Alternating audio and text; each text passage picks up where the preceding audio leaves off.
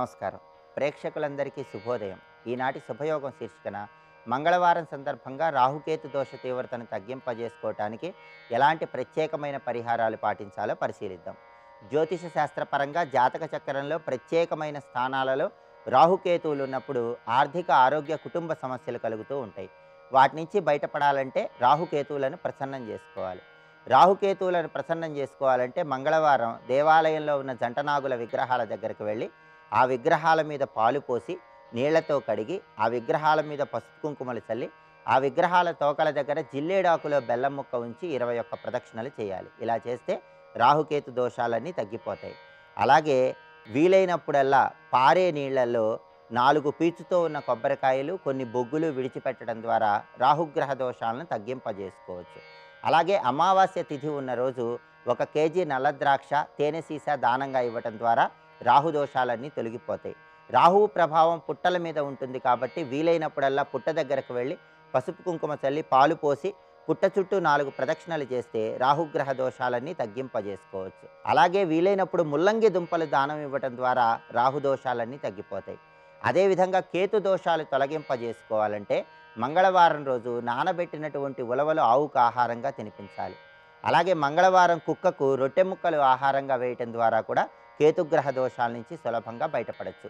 కేతువు ప్రభావం దర్భచాప మీద ఎక్కువగా ఉంటుంది కాబట్టి ప్రతిరోజు పూజ చేసే సమయంలో దర్భచాప మీద కూర్చొని పూజ చేయటం ద్వారా కేతుగ్రహ దోష తీవ్రతను తగ్గింపజేసుకోవచ్చు. ఇలా రాహుకేతువులకు సంబంధించిన ప్రత్యేకమైన పరిహారాలు పాటిస్తూ రాహువుకి అధిష్టాన దేవత అయినటువంటి దుర్గాదేవి ఆలయాన్ని వీలైనప్పుడల్లా దర్శనం చేసుకోవటం, కేతువుకి అధిష్టాన దేవత అయినటువంటి మహాగణపతి ఆలయాన్ని వీలైనప్పుడల్లా దర్శనం చేసుకోవటం ద్వారా జాతకంలో ఉన్నటువంటి రాహుకేతు దోష తీవ్రతను తగ్గింపజేసుకొని ఆర్థిక, ఆరోగ్య, కుటుంబ సమస్యల నుంచి సులభంగా బయటపడవచ్చు.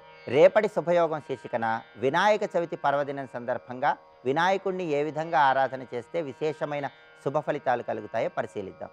నమస్కారం.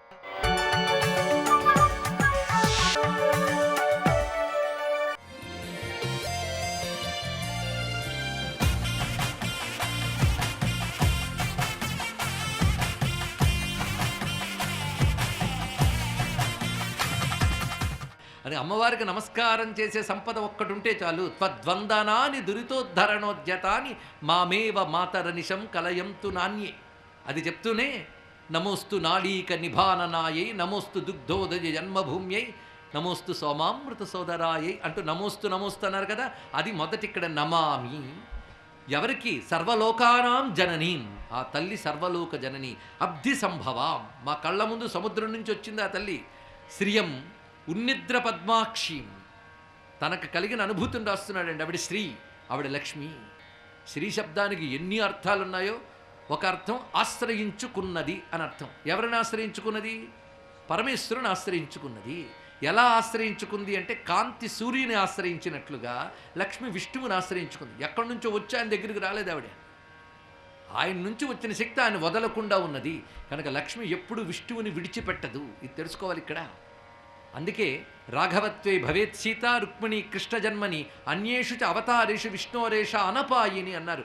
విష్ణువు యొక్క అనపాయిని శక్తి ఆ తల్లి. అంటే విడిచిపెట్టకుండా విష్ణువుతో ఉంటుందట. కనుక అమ్మవారు స్థిరంగా మన ఇంట్లో ఉండాలంటే విష్ణువుని దగ్గర కూర్చోబెడితే చాలు. అక్కడ హరి ఉంటే సిరి ఉంటుంది. ఇది తెలుసుకోవాల్సింది ఇక్కడ. అందుకు ఆ తల్లి శ్రీ అంటే నారాయణని ఆశ్రయించిన శక్తి. శ్రీ శబ్దానికి అర్థం తెలుసుకోవాలండి. ఎందుకంటే ఏ మంత్రం వచ్చినా రాకపోయినా శ్రీ ఒక్కడొస్తే చాలు. శ్రీ మహాలక్ష్మీ నమః ఇది మంత్రం. శ్రీ మహాలక్ష్మీ నమః మంత్రం చేస్తే శ్రీ మా అన్నప్పుడు మీకు తెలియకుండానే బీజాక్షరం పలికి నుమ్మ అనే బీజం ఉంది. శ్రీ మహాలక్ష్మిలో శ్రీం బీజం ఉంది. అది తెలుసుకోవాలి ఇక్కడ. మరొక విశేషం ఏంటంటే ఇక్కడ శ్రీ అనే నామానికి శక్తి ఉన్నది. శ్రీ అందుకే శ్రీకారం చుట్టేడండి అంటూ ఉంటారు మనం. శ్రీ అంటే చాలు, దానిలో శక్తి ఉన్నదయ్యా. మహామంత్రం శ్రీ. అందుకు ఈ స్త్రీకి బాగా మనం అర్థం చేసుకోవాలి. ఒక అర్థం ఏం చెప్పుకున్నాం? విష్ణువుని ఆశ్రయించింది. విష్ణువుని ఆవిడ ఆశ్రయించుకుంది కనుక ఆశ్రయించిన తల్లి అని ఒక అర్థము, మనకి ఆశ్రయమైన తల్లి అని కూడా అర్థం ఉన్నది. చూసే తల్లి, మనం చూసే తల్లి అని 2 అర్థాలు ఎలా చెప్పుకున్నామో మనకు ఆశ్రయమైన తల్లి అని కూడా అర్థం ఉన్నదిట. ఆశ్రయమైన తల్లి ఆవిడే, ఆశ్రయించుకున్న తల్లి ఆవిడే. విష్ణువుని ఆవిడ ఆశ్రయించుకుంది, మనకు ఆవిడ ఆశ్రయమయ్యి ఉంది. ఇది తెలుసుకోవాలి ఇక్కడ. ఇది చిన్న ఉదాహరణ మీకు చెప్పుకోవాలి అంటే మనకి కాంతి కావాలి అంటే మనం కాంతిని ఆశ్రయించుకుని ఉన్నాం, లేకపోతే మన బ్రతుకు లేదు. అయితే మనం కాంతిని ఆశ్రయించుకుంటే కాంతి జ్యోతిని ఆశ్రయించుకుంది. అదేవిధంగా మనం అమ్మవారిని ఆశ్రయించుకుంటే అమ్మవారు విష్ణువుని ఆశ్రయించుకున్నారు. ఇది తెలుసుకోవాలి. అందుకు ఆవిడ మనకు దిక్కైన తల్లి, ఆయన్ని ఆశ్రయించుకున్న తల్లి. ఇది తెలుసుకోవాలి. అందుకే శ్రీ అనగానే ఆశ్రయ శక్తి. ఇప్పుడు మరొక అర్థం చెప్పుకున్న ఆశ్రయ శక్తి, మనందరికీ ఆశ్రయమైన తల్లి ఆవిడ. ఇంకొక అర్థం చెప్తున్నారు శాస్త్రంలో. ఒక శ్రీ అనే దానికి ఎన్ని చెప్పారండి అర్థములు. శృణోతి శ్రావయితి ఇది శ్రీహి అని అర్థం చెప్తోంది విశిష్టాద్వైతం. విని వినిపించే తల్లి అని అర్థం. శృణోతి శ్రావయతి, విని వినిపిస్తుందిట. అంటే ఎవరి దగ్గర వింటుంది, ఎవరికి వినిపిస్తుంది. మనం మొర్ర పెడితే ఆ మొర్రలు ఆవిడ వింటుందిట, విని ఆయనకి చెప్తుందిట. ఆయనకి చెప్పడం ఎందుకంటే ఆవిడ వింది కదా, మనకి ఇచ్చేవచ్చు కదా. అంటే ఆయన పర్మిషన్ లేనిది ఆవిడకి ఇవ్వదు. అదొకటి. ఎందుకంటే ఆవిడ మహాసాధ్వి. విష్ణువు అంటే ఆవిడకి మహాప్రేమ. విష్ణువుని అంటి పెట్టుకుంటుంది. విష్ణువు అనుమతి లేకుండా ఎవరికేమి ఇవ్వదు. ఎందుకంటే విష్ణువు హృదయంలో ఉన్నదే కదా, కనుక ఆయన సంకల్పానుగుణంగా ఇస్తుంది. అయితే ఆ విష్ణువుకి ఒకంతరా చెప్పిన ఆయన వినట్ట, ఆయనకి చెప్తూ ఉంటే ఇవిడు వింటుంది, విని ఆయనతో చెప్తుందిట, ఇదిగో అనుగ్రహించమని చెప్పు అని. ఎంత అందమైన మాట.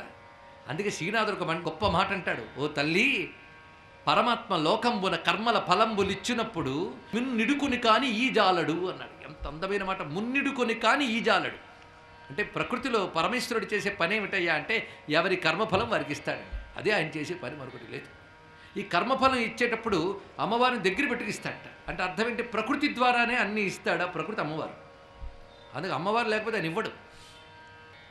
అయితే అమ్మవారు ఆయన లేకపోతే మనకి ఇచ్చేలా చేయదు. ఇది తెలుసుకోవాలి. ఇద్దరి యొక్క అనుబంధం అంత గొప్పగా ఉంటుంది. అందుకే శృణోతి శ్రావయతి, విని వినిపించే తల్లి కనుక శ్రీ అన్నారు. ఇది పట్టుకున్నాడు అన్నమాచార్య. పరమాత్ముడైన హరి పట్టపురాణివి నీవు, ధర మము విచారింప తగు నీకు నమ్మా అన్నాడు ఇక్కడ. ధర మము విచారింప, మేమేమిటి, మా మొరలేమిటి, ఇవన్నీ ఆలోచించి ఆయనకి వినిపించే తల్లి వినువు. ఈ రహస్యం పట్టాడు రామదాసు. ఎప్పుడు? చాలా బాధలు అనుభవించాక. అది మొదట వచ్చుంటే బాధ లేదు. చాలా బాధలు అనిపించాక అప్పుడు అనిపించింది, నన్ను బ్రోవమని చెప్పవే సీతమ్మ తల్లి. అది అంటే అప్పుడు కదిలేడండి రామచంద్రమూర్తి. అందుకు అమ్మ కదిలించితే కానీ ఆయన కదలడు.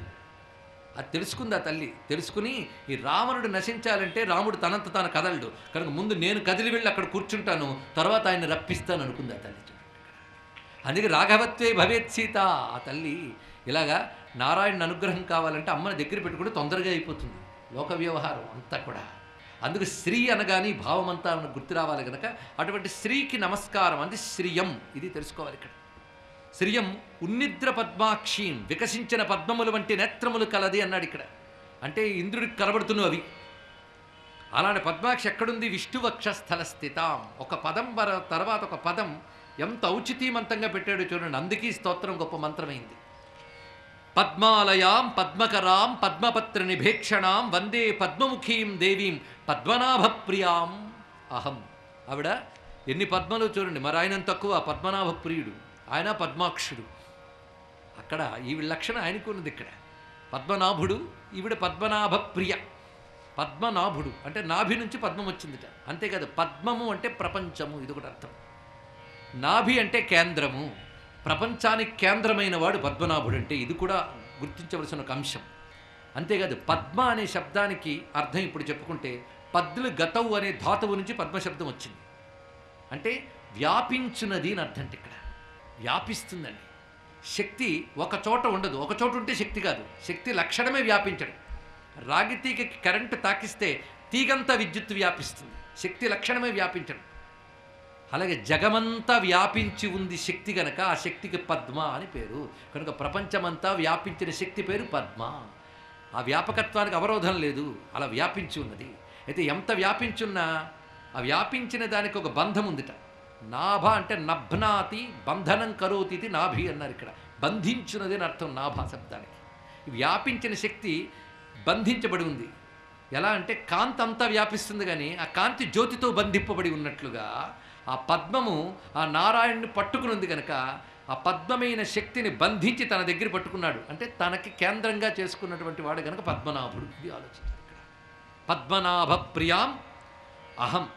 అటువంటి నేను పద్మ ఆయన తల్లికి నమస్కరిస్తున్నాను. ఓ తల్లి, లక్ష్మి అంటే ఏమిటో చెప్తున్నాడు. స్తోత్రం అంటే పొగడ్త కాదు.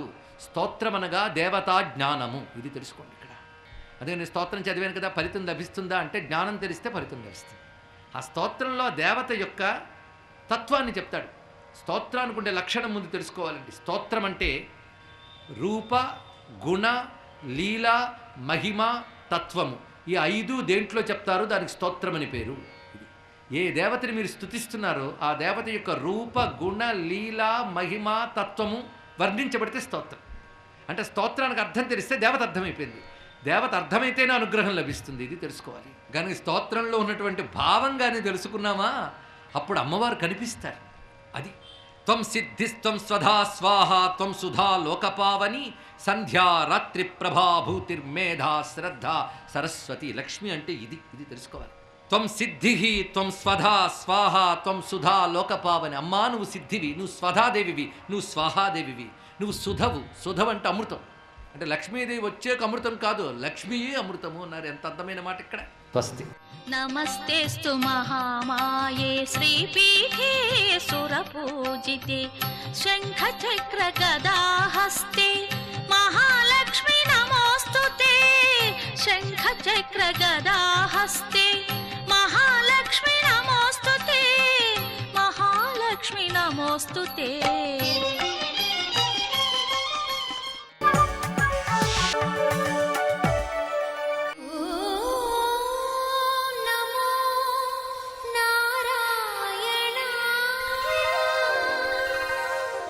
ఓం నమో నారాయణాయ. ఓం నమః శివాయ. శ్రీమాత్రే నమః. స్వామి యొక్క దివ్యవంతమైనటువంటి ప్రభావాల్లో తొండమస్వామి గణపతి అయితే తోకస్వామి మనకు ఆంజనేయ స్వామిగా కీర్తించబడుతున్నాడు. ఇరువురు కూడాను చాలా విశేషకరమైన ప్రభావంతో విరాజిల్లేటువంటి వాళ్ళే. ఇక్కడ శని పట్టినప్పుడు గణపతిని ఆరాధన ఏ విధంగా అయితే చేస్తామో అలాగే ఆంజనేయ స్వామి వారిని కూడాను కొలిచే సంప్రదాయం ఉంది. అందుచేత గణేశునికి అటు ఆంజనేయ స్వామికి అవినాభావ సంబంధం ఉన్నది అంటోంది శాస్త్రం. ఈయన సర్వశాస్త్ర కోవిదుడు విఘ్నేశ్వర స్వామి. ఎందుచేతనంటే మహాభారత రచన ఆగకుండా పూర్తి చేసిన ఘనత కేవలం విఘ్నేశ్వరునికే ఉన్నది. ఇక్కడ ఆంజనేయ స్వామి వారికే సముద్రాన్ని లంఘించి మనోజవం మారుతతుల్య వేగం జితేంద్రియం బుద్ధిమతాం వరిష్టం అంటూ ఆ స్వామివారు సీతమ్మ తల్లి జాడను కనుక్కున్నాడు. ఇరువురికి కూడాను మేధాకారక సంపత్తిలో సరిసమానమైనటువంటి ప్రభావం ఇక్కడ కనిపిస్తుంది. అలాగే గణపతిని మనం స్మరించకుండా ఏ పని చేసినప్పటికీ కూడాను అది సఫలీకృతం కాదు. అలాగే ఆంజనేయ స్వామి వారిని గనక మనం ఏదైనా పుణ్యక్షేత్ర దర్శనానికి వెళ్ళేటప్పుడు కానివ్వండి, లేదా తీర్థయాత్రలకు వెళ్ళేటప్పుడు కానివ్వండి, ముఖ్యమైన పనులకు వెళ్ళేటప్పుడు కానివ్వండి, ఆంజనేయ స్వామి వారిని తలుచుకొని గనక వెళ్ళినట్లయితే ఆ పనులన్నీ కూడాను చక్కగా కొనసాగేటట్టుగా ఈయన కూడాను మనకు సహకరిస్తాడు. అందుచేత ఇక్కడ విఘ్నాలను తొలగించేటువంటి విఘ్నపతి, అక్కడ కార్యసాఫల్యతను కలిగించేటువంటి ఆంజనేయ స్వామి. ఇరువురు కూడాను ఒకరిని మించి ఒకరు మనకు అనుగ్రహాన్ని ప్రసాదిస్తూ ఉన్నారు. కాబట్టే ఈ భాద్రపద మాసంలో ప్రతినిత్యం కూడాను పూజ చేయాలన్నమాట. ఇంతటి అవినాభావ సంబంధ లక్షణం ఈ యొక్క విఘ్నేశ్వరునికి ఆంజనేయ స్వామికి కూడాను మనం అవగాహన చేసుకుంటూ ఇరువురికి కూడాను నమస్కారం చేసుకుంటూ ధన్యులమై జీవితాన్ని గడుపుదామా. మరి సర్వే జనా సుఖినో భవంతు.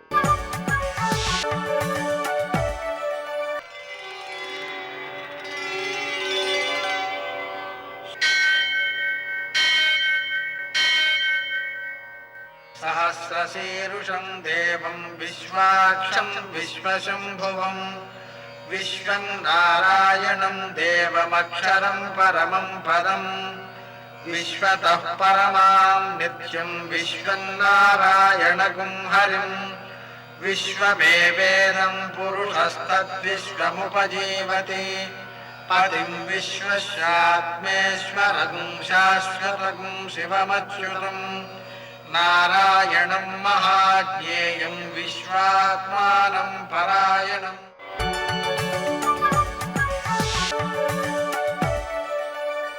సూర్యశౌర్యమథేందురింద్రపదవీ సన్మంగళం మంగళం. మర్కటే సమహోత్సాహ సర్వశోక వినాశన శత్రువును సంహర మాం వృక్షశ్రియం దాపయ మే ప్రభో. నేటి కాలమాన విశిష్టాలను గమనిద్దాం. స్వస్తి శ్రీ చాంద్రమాన శుభకృన్నామ సంవత్సరం దక్షిణాయనం వర్ష ఋతువు భాద్రపద మాసం శుక్లపక్షం మంగళవారం. సూర్యోదయం 6:05 సూర్యాస్తమయం 6:28. తిథి తదియ మధ్యాహ్నం 3:30 వరకు. నక్షత్రం హస్త రాత్రి 11:46 వరకు. వర్జం ఉదయం 7:41 నుంచి 9:20 వరకు. దుర్ముహూర్తం ఉదయం 8:34 నుంచి 9:23 వరకు. మరల రాత్రి 11:07 నుంచి 11:54 వరకు. అమృతకాలం సాయంకాలం 5:35 నుంచి 7:14 వరకు. రాహుకాలం మంగళవారం కాబట్టి మధ్యాహ్నం 3 నుంచి 4:30 వరకు. అష్టకవర్గ రీత్యా శుభప్రదమైన సమయం ఉదయం 7:15. నేటి విశేషం భౌమ చతుర్థి. మధ్యాహ్నం 3:30 చవితి ప్రారంభమైంది మంగళవారం. ఈ భౌమ చతుర్థి సందర్భంగా గణపతి పూజ, నదీ స్నానం, దానం ఇవన్నీ కూడా మహాఫలితాన్ని ఇస్తాయి. ఈ భౌమ చతుర్థి సందర్భంగా కాశీలో 54 గణపతుల్ని దర్శించటం, కనీసపక్షం డుండి వినాయకుణ్ణి దర్శించి పూజించటం ఇవి విశేషమైన సత్ఫలితాలను ఇస్తాయి అని చెప్పి స్కాంద పురాణం చెప్తారు. అదేవిధంగా ఈరోజు సామవేదం చదువుకునేటువంటి వారికి ఉపాకర్మ. అలాగనే స్వర్ణ గౌరీ వ్రతం, బంగారంతో తయారు చేసినటువంటి ప్రతిమతో గౌరిని పూజ చేయడం ద్వారా విశేషమైన సత్ఫలితాలు సిద్ధిస్తాయి. ఆరోగ్యం సిద్ధిస్తుంది, సౌభాగ్యం సిద్ధిస్తుంది, సంపద సిద్ధిస్తుంది. అలాగే తామస మన్వాది ఉంది. ఇది స్నానం, దానం, పితృదేవతారాధన మొదలైనవి చేయడం ద్వారా ఉత్తమమైన సత్ఫలితం సిద్ధిస్తుంది. ఇదే రోజు ప్రదోషం కూడా ఉంది కాబట్టి మంగళవారం ప్రదోషం కలిసి వచ్చింది కాబట్టి కందులతో శివుణ్ణి ప్రదోష కాలంలో సూర్యాస్తమయం నుంచి 1:12 సమయంలో పూజించడం ద్వారా కుజ సంబంధమైనటువంటి దోషాలు తొలగడంతో పాటు శివానుగ్రహం కలుగుతుంది. ఈరోజు మరో విశేషం ఉండ్రాళ్ల తద్ది. గౌరీదేవిని పూజ చేస్తారు, తద్వారా సౌభాగ్యాన్ని పొందుతారు. నేటి ఆణిమత్య.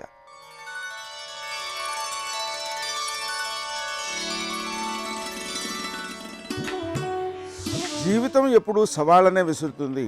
వాటిని ఎదుర్కొని నిలచిన వాడే విజేత అవుతాడు.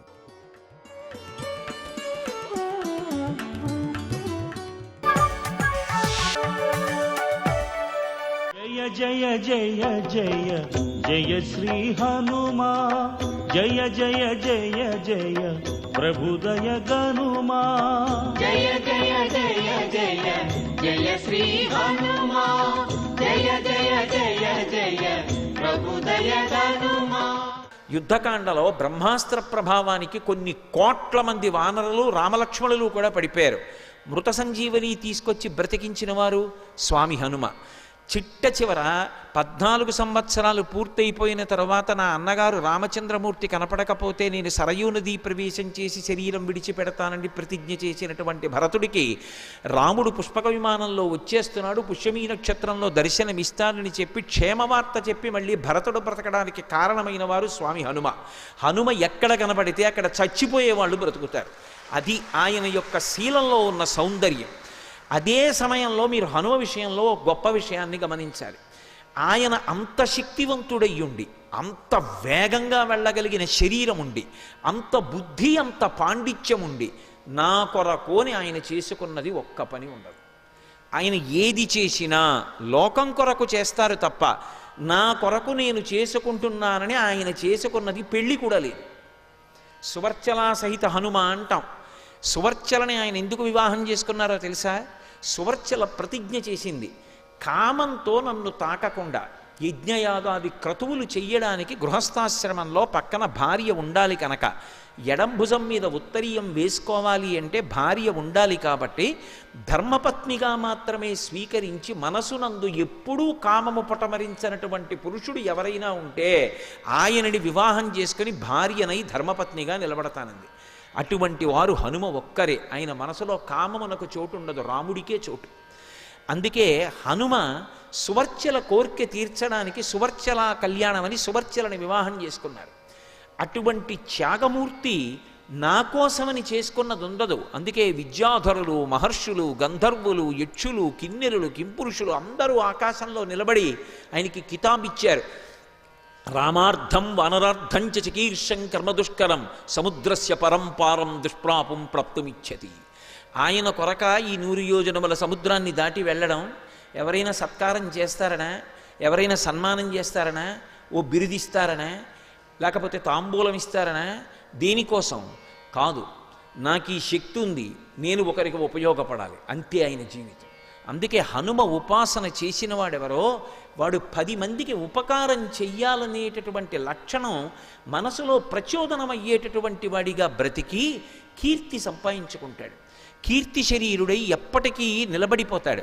కాకుండా ఆయన తన ప్రజ్ఞని తన కొరకు అని ఎన్నడూ ఉపయోగించుకోరు. అంతటి బుద్ధిమతాం వరిష్టం, ఎంతటి ఆలోచనా శక్తి అంటే మహానుభావుడిది. ఎక్కడైనా రామాయణంలో ఆయన లెక్క కట్టారనుకోండి, అది ఖచ్చితంగా అలాగే ఉంటుందంతే. అంగదుడికి ఎంత ఉద్రేకం, ఉత్సాహం వచ్చినా పట్టుకోలేం, నిరుత్సాహం వచ్చినా పట్టుకోలేం. ఏదైనా కొంచెం కష్టం వచ్చిందనుకోండి చచ్చిపోదాం అంటాడు. పోనీ నే చచ్చిపోతానండి, రండి అందరం చచ్చిపోదాం అంటాడు. అదో విచిత్రం. చిన్న ఉత్సాహం వచ్చిందనుకోండి ఎవరూ పట్టుకోలేరు. ఆ రాముడు ఎంత మనమే వెళ్ళి చేసుకొచ్చేద్దాం అంటాడు. ఉత్సాహానికి పట్టుకోలేం, నిరుత్సాహానికి పట్టుకోలేం. రెండింటిలోనూ ఆయన అలా ఉంటాడు. జాంబవంతుడు పరమ పెద్దరికం, ఎంత చక్కగా మాట్లాడతాడో, ఎంత తొందరపడేవాడిని విసుక్కోకుండా ఒక మాట మాట్లాడాడంటే వయసుకి తగ్గట్టుంటుంది, పరిణితికి తగ్గట్టుంటుంది, అనుభవానికి తగ్గట్టుంటుంది. ఎంత వివేచన చేసి కారణం చూపిస్తూ మాట్లాడతాడు. జాంబవంతుడు మాట్లాడితే ఒకలా ఉంటుంది, హనుమ మాట్లాడితే 2 రెళ్ళు 4 ఎంత ఖచ్చితమో హనుమ మాట్లాడితే అలా ఉంటుంది. బుద్ధిమతాం వరిష్టం, ఆయన మాట, ఆయన లెక్క, ఆయన తీరు అలా ఉంటాయి. అందుకని అంటున్నారు అల్పశేషమిదం కార్యం దృష్టేయమసితేక్షణ త్రీణుపాయానతిక్రమ్య చతుర్థమిహ విద్యతే. నేను 3 ఉపాయములను దాటి దండోపాయాన్ని తీసుకుంటానన్నారు. ఏం చెయ్యాలి దండోపాయం? అది ప్రమదావనం. మహానుభావుడు వెంటనే ఆలోచించారు. ఆలోచించి ఇప్పుడు నేను చెయ్యవలసింది ఈ అశోకవనాన్ని భంజించాలి. అశోకవనం రావణాసురుడికి చాలా ప్రీతిపాత్రం. ఎందుకు ప్రీతిపాత్రం? అది ప్రమదావనం. ఆయన అంతఃపుర స్త్రీలు మాత్రమే అక్కడ విహరిస్తారు. ఆఖరికి అక్కడికి ఒక రాక్షసుడు కూడా రావడానికి వీల్లేదు. ఆయన అంతఃపుర స్త్రీలు మాత్రమే తిరగాలి. అందుకని వాళ్ళ సంతోషం కోసం దాన్ని ప్రాణంలా కాపాడుకుని పెంచుతూ ఉంటాడు. దీన్ని పాడు చేస్తే వెంటనే దీన్ని రక్షించాలి కాబట్టి రాక్షసులు నా పైకి వస్తారు. వచ్చినప్పుడు నాకు ధర్మం ఉంటుంది. వాళ్ళు నన్నొచ్చి కొడుతున్నప్పుడు నా శరీరాన్ని నేను రక్షించుకోవాలి కాబట్టి తిరిగి కొట్టాలా వద్దా? నేను తిరిగి కొడితే నా ముందు నిలబడగలిగిన వాడు ఉన్నాడు. కాబట్టి వాళ్ళు ఏం చేస్తారు? అశోకవనం పాడైపోతోంది, ఎక్కడి నుంచో వానర వచ్చిందని పరిగెత్తుకెళ్ళి రావణాసురుడికి చెప్తారు. వాడేం చేస్తాడు? ఓ 10 అంచెల్లో కొంతమందిని పంపిస్తాడు. ఎంతమంది వస్తే ఏం భయం? ఎందుకని చేతిలో శాక్తేయ ఆభరణం ఉంది. పూర్వపు ఆలోచన వేరు, ఇప్పుడు ఆలోచన వేరు. ఎంతమంది వస్తే ఉతికి అవతల పారేస్తాను. ఆఖరికి రావణాసురుడి దగ్గరికి తీసుకెడతారు. కనపడతాడు కదూ, మాట్లాడతాను. ఎందుకు మాట్లాడడం? శివాంశ సంభూతుడు. తెల్లవారి లేస్తే శివారాధన చేస్తాడు. రేపు పొద్దున్న శివ నాకు ఒక్క మాట చెప్పలేదు, రాముడి భార్య సీతమ్మని తిరిగిచ్చేయమని మీరు చెప్పుంటే చేసి ఉండేవాడిని అంటాడేమో. నన్ను చూడగానే వాడికి శివుడు కనపడి తీరుతాడు. కనపడ్డాడు కూడా నిజంగా రామాయణంలో. అద్భుతంగా చెప్తారు మహర్షి. ఇవేవి చెప్పరు, చెప్పకుండా చెప్పడం సుందరకాండ. సర్వం శ్రీ ఉమామహేశ్వర పరబ్రహ్మార్పణమస్తు. స్వస్తి.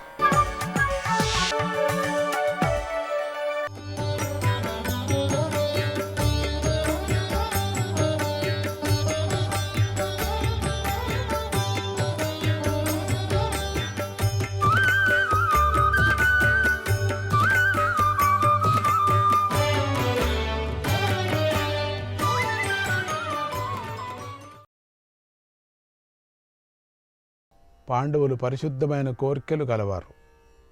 వారు సత్యాన్ని ధర్మాన్ని ఆశ్రయించున్నారు. అందుచేత గంధర్వులు మహర్షులు వారి వద్దకు వస్తున్నారు. వారి మనస్సులు ఎంతో ప్రశాంతంగా ఉన్నాయి. వారు పర్వతం మీద గల చెట్లను పక్షులను చూస్తూ సంతోషాన్ని పొందుతూ అక్కడ నివసించసాగారు. అక్కడ కుబేరుడి చేత నిర్మించబడిన సరస్సులను చూశారు. మనస్సుకు ఆనందాన్ని కలిగించే క్రీడా మైదానాలు చూశారు. అక్కడ నిరంతరం మునులు తిరుగుతూ ఉన్నారు. ఆ పర్వతం కాంతితో వెలిగిపోతూ ఉంది. అందుచేత రాత్రి పగలు అనే తేడా లేకుండా ఉంది.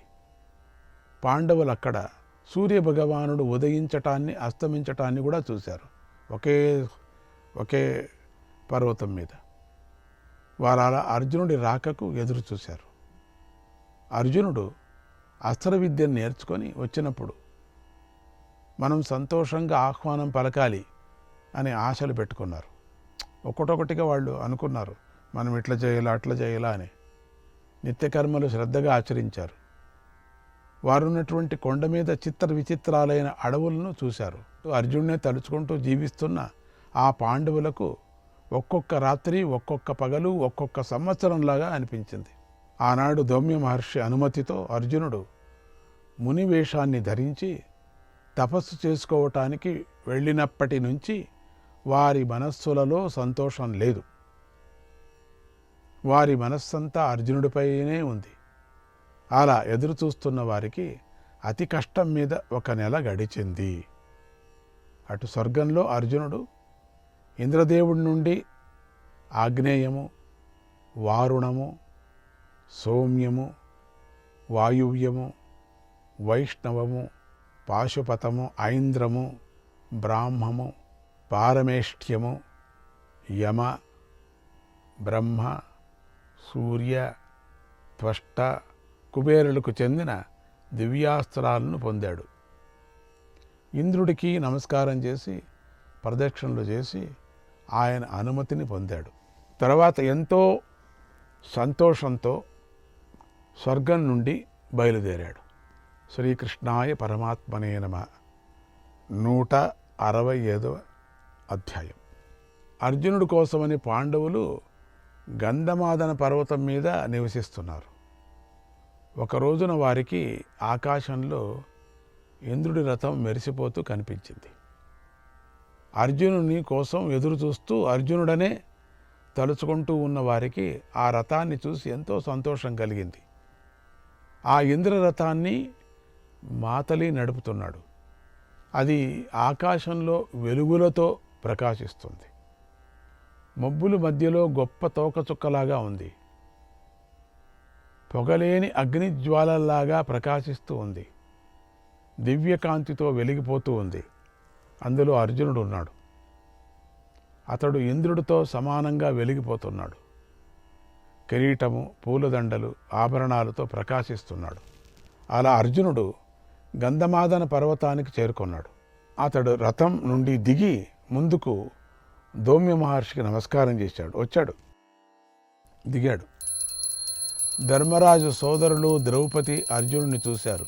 5 ఏళ్ళైంది కదా మనం చూసి అర్జునుడిని, అందుకని సంతోషం మనకు కూడా. అర్జునుడిని చూశారు. అటు అర్జునుడు వీరిని చూశారు. అందరూ ఒకరినొకరు చూసుకొని ఎంతగానో ఆనందించారు. ఆనంద బాష్పాలు రాల్చారు. అప్పుడు అర్జునుడు ధర్మరాజుకు భీముడికి నమస్కారం చేశాడు. తర్వాత నకుల సహదేవులు అర్జునుడికి నమస్కారం చేశారు. అర్జునుడు ద్రౌపదిని కలుసుకొని ఓదార్చాడు. ఆ తర్వాత ధర్మరాజు వద్దకు వచ్చి వినయంగా నిలబడ్డాడు. అర్జునుడు ఘనమైన కీర్తిని సంపాదించుకున్నాడు. అందుకు పాండవులకు ఎంతో సంతోషం కలిగింది. అర్జునుడు పాండవులను చూసి ఎంతో ఆనందించాడు. అలా సోదరులందరూ ఎంతో సుఖాన్ని పొందారు. అర్జునుడు ధర్మరాజును స్తుతించాడు. తర్వాత పాండవులు ఇంద్రుడి రథం వద్దకు వెళ్ళి ప్రదక్షిణం చేశారు. ఎంతో సంతోషంగా మాతలికి సత్కారం చేశారు. ఆ రథసారథికి దేవతలందరి క్షేమాన్ని కూడా అడిగాడు. అప్పుడు మాతలి తండ్రి కుమారులకు బోధించినట్లుగా వారికి మంచి విషయాలను బోధించాడు.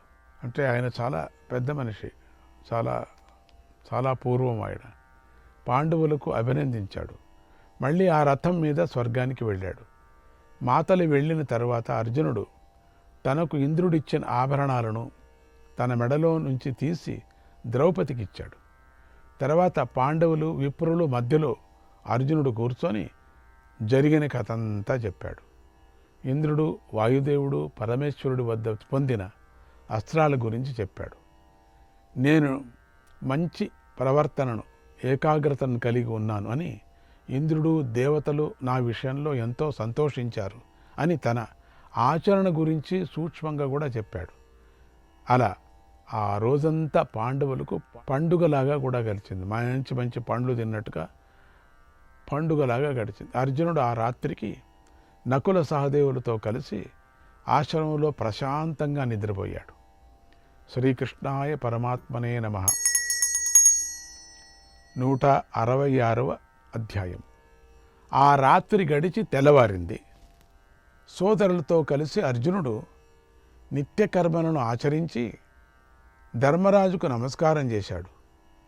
ఇంతలో ఆకాశం నుండి స్వర్గలోక వాసులు మ్రోగించినటువంటి రకరకాల వాద్యాల ధ్వని వినిపించింది. అంతటా రథచక్రాల చప్పుడు, గంటల మోత వినిపించాయి. ఇట్లా గంటల మోత. ఏనుగులు, జంతువులు, పక్షులు చేసిన ధ్వనులు వేరువేరుగా వినిపించాయి. అక్కడేమో చేసినటువంటి పాండవులు ఎంతో సంతోషిస్తూ ఆ ధ్వని వచ్చే వైపు చూశారు. అప్పుడు దేవతలతో కలిసి వస్తున్న ఇంద్రరథం వారికి కనిపించింది. ఇంద్రుడి రథానికి 4 ప్రక్కల దేవతలు, గంధర్వులు, అప్సరసలు అనుసరిస్తూ వస్తున్నారు. ఇంద్రుడి యొక్క ఆ బంగారు రథం మేఘంలాగా గర్జన చేస్తుంది. ఇంద్రుడు పాండవుల వద్దకు వచ్చి రథం నుంచి కిందికి దిగాడు. వెంటనే ధర్మరాజు తమ్ముళ్లతో కలిసి ఇంద్రుడి వద్దకు వెళ్ళి ఆయన్ను పూజించాడు. అర్జునుడు ఇంద్రుడికి నమస్కారం చేసి సేవకుడిలాగా ఇంద్రుడి వద్ద నిలబడ్డాడు. వారిద్దరినీ చూసి ధర్మరాజు ఎంతో ఆనందించాడు. ఇంద్రుడిని పూజిస్తూ ఎంతో సంతోషించాడు. త్వమిమాం పృథివీం రాజన్ ప్రశాసిష్యసి పాండవ. అప్పుడు ఇంద్రుడు, ఓ కుంతీ కుమారా, నువ్వు త్వరలోనే ఈ భూమినంతా పాలిస్తావు. అప్పటి వరకు ఇక్కడే ఉండు, ఈ ఆశ్రమంలోనే నివసించు, నీకు శుభం కలుగుతుంది. ఈ అర్జునుడు నా వల్ల అస్త్రాలను పొందాడు, నాకెంతో సంతోషాన్ని కలిగించాడు. ఇక అర్జునుడిని ముల్లోకవాసులు కూడా గెలవలేరు అని ఇంద్రుడు ధర్మరాజుతో అన్నాడు. తర్వాత మహర్షులందరూ ఇంద్రుడిని స్తుతించారు. ఇంద్రుడు సంతోషించాడు. తిరిగి స్వర్గానికి వెళుతున్నాడు. సంవత్సరం బ్రహ్మచారి నియత సంసిత వ్రత సజీవేద్ది నిరాబాధ ససుఖీ శరదాం శతం. పాండవులీల కుబేరుడు నివాసమైన గంధమాదన పర్వతం మీద నివసించారు. పాండవులకు ఇంద్రుడితో ఏర్పడిన ఈ సమాగమనాన్ని సంవత్సర కాలం పాటు బ్రహ్మచర్యంలో దీక్షగా చదివినవాడు, అంటే దీన్ని ఎవరు చదువుతాడు, ఎలాంటి బాధలను పొందడు, 100 ఏళ్ళు సుఖంగా జీవిస్తాడు. శ్రీకృష్ణాయ పరమాత్మనే నమః. 167వ అధ్యాయం. ఇంద్రుడు పాండవులను ఆశీర్వదించి స్వర్గానికి వెళ్ళాడు. తర్వాత అర్జునుడు సోదరులతోనూ ద్రౌపదితోనూ కలిసి ధర్మరాజును పూజించాడు. ఎంత సంతోషంగా ఉన్నారో. ఎందుకంటే 5 ఏళ్ళు అయిపోయింది చూసి. మనం ఒక 10 రోజులు మనం దగ్గరగా ఉండేవాళ్ళని చూడకపోతే ఏదో ఒక మాదిరిగా అనుకుంటాం కదా, అట్లా 5 ఏళ్ళు అంటే ఎంత కష్టం. ధర్మరాజు వీళ్ళందరికీ చాలా సంతోషమైంది అర్జునుడిని చూస్తూనే. అప్పుడు ధర్మరాజు ఎంతో సంతోషించాడు. అర్జునుడు శిరస్సుపై ముద్దు పెట్టుకొని ఇలా అన్నాడు, ఓ అర్జున, నువ్వు స్వర్గంలో నివసించావు కదా, అప్పుడు నువ్వు కాలం ఎలా గడిపావు? మేమనక తీర్థయాత్రలు చేయటం, ఆ తీర్థయాత్రల గురించి చెప్పుకోవటం, అద్భుతమైనటువంటి ఈ ప్రకృతిని చూడటం, మధ్య మధ్యలో మహర్షులను చూడటం, మధ్య మధ్యలో కొంచెం నడుచుకొని పోవటం, కందమూలాలు తినటం, కొన్ని రోజులు రాక్షసులను సంహారం చేసుకొని వెళ్ళటం, చాలా చేశాం. చాలా తీర్థక్షేత్రాలు తిరిగాం. కానీ నువ్వెట్లా ఉన్నావు అక్కడ? స్వర్గంలో ఏ పని ఉండదు కదా, నువ్వు ఏం చేస్తున్నావు? ఆ సమయంలో అస్త్రాలను ఎలా పొందావు? ఇంద్రుణ్ణి ఎలా సంతోషపెట్టావు? నువ్వు అన్ని అస్త్రాలను పొందావా? ఇంద్రుడు శివుడు సంతోషించి నీకు ఏ ఏ అస్త్రాలను ఇచ్చారు? నీకు ఆ ఇద్దరు దేవతలు అసలు ఎలా కనిపించారు? నువ్వు అస్త్రాలను ఎలా సంపాదించావు? వారిని ఎలా పూజించావు? ఇంద్ర భగవానుడు నేను అర్జునుడి వల్ల సంతోషించాను అని చెప్పాడు కదా. ఏంటి నువ్వు సంతోషపెట్టింది ఏమిటి? ఆయన ఎలా సంతోషపెట్టావు? అసలు ఆయన నిన్ను ఎట్లా సంతోషపెట్టాడు? ఏమిటిది? ఏం చేశావు? నువ్వు శివుణ్ణి ఎలా సంతోషపెట్టావు? ఈ ప్రియమైన విషయాల గురించి నాకు పూర్తిగా చెప్పు అని అడిగాడు. అప్పుడు అర్జునుడు ఇలా చెప్పాడు, ఓ మహారాజా, నేను 100 యాగాలు చేసిన ఆ ఇంద్రుణ్ణి ఇదివరకే చూశాను. భగవంతుడైన శివుణ్ణి దర్శించాను. ఈ దేవతల దివ్య దర్శనము ఎలా పొందానో చెబుతున్నాను విను. నువ్వు ఉపదేశించిన విద్యను అభ్యసించాను. నేను మర్చిపోలేదు. నువ్వు ఉపదేశం చేసినటువంటి ప్రతి ఏ విద్యను ఉపదేశం చేశావో, మంత్రశాస్త్రం అస్త్రశాస్త్రం అన్నీ కూడా నేను ఉపయోగించాను. ఈ కథను మనం వెనక చెప్పుకున్నాం మనం. అయితే వ్యాస మహర్షి అక్కడ కొన్ని విశేషాలను మాత్రమే చెప్పాడు, కొన్ని వదిలేశాడు. ఇప్పుడు అర్జునుడు స్వయంగా అనుభవించిన విషయాలన్నీ కూడా ఇప్పుడు మనం చెప్తున్నాడు వ్యాస భగవానుడు. నీ ఆదేశంతో తపస్సు చేయటానికి అడవికి వెళ్ళాను. మొదట కామ్యక వనము నుండి భృగుతుంగం చేరుకున్నాను. అక్కడ తపస్సు చేస్తూ ఒక రాత్రి గడిపాను. అక్కడి నుంచి వెళుతూ త్రోవలో ఒక విప్రుణ్ణి చూశాను. ఆయన నన్ను నువ్వు ఎక్కడికి వెళుతున్నావు అని అడిగాడు. నేను ఆయనకు ఉన్నది ఉన్నట్లుగా చెప్పాను. అప్పుడు ఆయన నా మాట విని నా మీద ఎంతో ప్రేమ చూపించాడు. నువ్వు తపస్సు చెయ్యి, త్వరలోనే ఇంద్రుణ్ణి దర్శిస్తావు అన్నాడు. నేను ఆయన మాట ప్రకారం హిమాలయ పర్వతానికి చేరాను. 1 నెల కాలం దుంపలు పండ్లు తింటూ తపస్సు చేశాను. 2వ నెలలో నీళ్లు త్రాగుతూ తపస్సు చేశాను. 3వ నెలలో అసలు ఆహారమే తీసుకోలేదు. అప్పుడు నా ప్రాణాలు పోలేదు. అది నాకెంతో ఆశ్చర్యంగానూ అద్భుతంగానూ అనిపించింది. ఇదేంటిది, నేనేమి తినకపోయినా నా ప్రాణాలు ఇట్లా ఉన్నాయే, ఏముండొచ్చు? 4వ నెలలో చేతులు పైకెత్తి తపస్సు చేశాను. తర్వాత 5వ నెలలో ఒకరోజు గడిచింది. అప్పుడు పందిలాగా ఉన్న ఒక ప్రాణి నా వద్దకు వచ్చింది. ఆశ్చర్యంగా ఉంది. ఆ పంది ఎప్పుడు కనపడలేదు, ఉన్నట్టుండి కనపడింది, పైకి వచ్చేసింది. ఆ సమయంలో దాని వెంట ఒక కిరాతకుడు వచ్చాడు. అతడు ఒక స్త్రీతో కలిసి వచ్చాడు. అతడు చేతిలో విల్లు, బాణాలు, కత్తిని పట్టుకొని ఉన్నాడు. నేను విల్లును, అమ్ముల పొదిని తీసుకున్నాను. ఒక బాణంతో ఆ పందిని కొట్టాను. అదే సమయానికి ఆ కిరాతకుడు కూడా ఆ పందిని కొట్టాడు. నేను కొడుతూ ఉండే సందర్భాన్ని అనుసరించి తాను కొట్టాడు. మొత్తం 2 వెళ్ళాయి. అప్పుడు ఆ కిరాతకుడు నన్ను చూసి, నేనే ఈ ప్రాణిని ముందుగా కొట్టాను కనుక ఇది నాది, దీన్ని నువ్వు ఎందుకు కొట్టావు?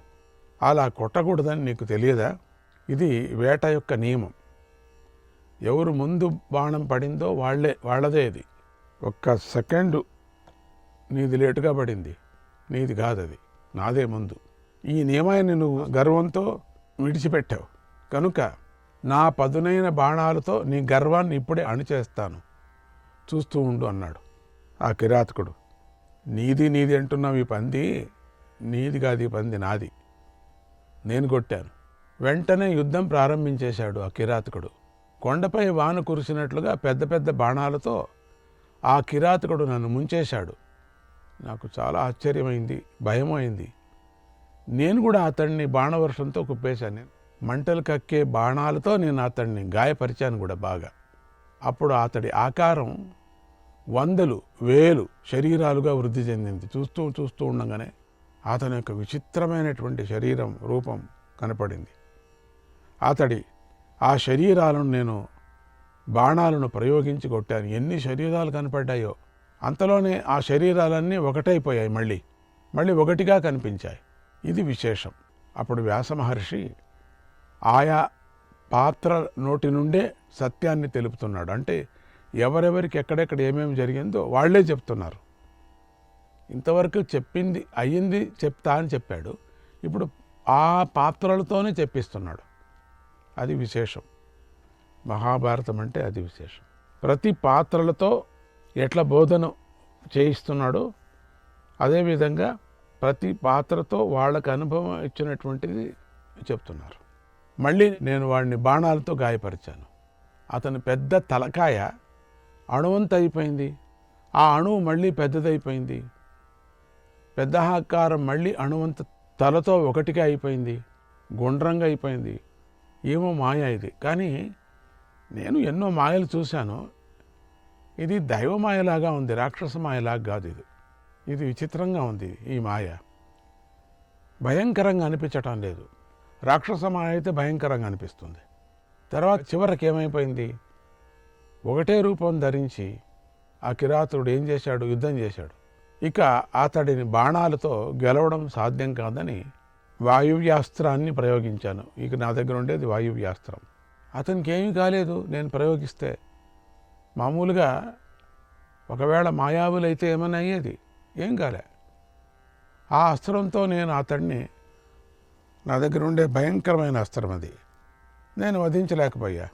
ఆ దివ్యాస్త్రం విఫలమైపోయినందుకు నేను ఎంతో ఆశ్చర్యపోయాను. నాకు కొంచెం భయం, బాధనే అయింది. మళ్ళీ నేను విశేషంగా ప్రయత్నం చేశాను. అస్త్రాలను ఆ కిరాతుడిపై ప్రయోగించాను. కొన్ని అస్త్రాలు ప్రయోగించకూడదు, అందుకని అన్నీ అయిపోతున్నాయి. ఆ కిరాతుడిపై రుద్రుడి అవతారమైనటువంటి స్థూణకారణ అస్త్రాన్ని ప్రయోగించాను. అది అద్భుతమైనటువంటిది. ఆకాశాన్నంతా కప్పేసి మీద పడే వర్షాస్త్రాన్ని, శలభాస్త్రాన్ని, రాళ్లను కుమ్మరించే అశ్మవర్షాస్త్రాన్ని ప్రయోగించాను. విశేషమైన అస్త్రాలు ఇవంతా. దీనిలో పేరు వింటే చాలు మనకు లోపల ఉండేటువంటి బాధ, ఇన్ఫెక్షన్ అంతా పోతుందంటారు. చిత్రం, ఆ కిరాతకుడు నా అస్త్రాలన్నిటినీ మిరింగేశాడు. ఇదేంటిది, అతడు నా అస్త్రాలను మిరింగగానే నేను బ్రహ్మాస్త్రాన్ని ప్రయోగించాను. అది బగబగా మండిపోతూ వేగంగా కిరాతకుడి పైకి వెళ్ళింది. ఆ అస్త్రం యొక్క తేజస్సుతో లోకులందరూ ఎంతో బాధపడ్డారు. ఆ క్షణంలో దిక్కులు, ఆకాశం అంతా మంటలతో నిండిపోయింది.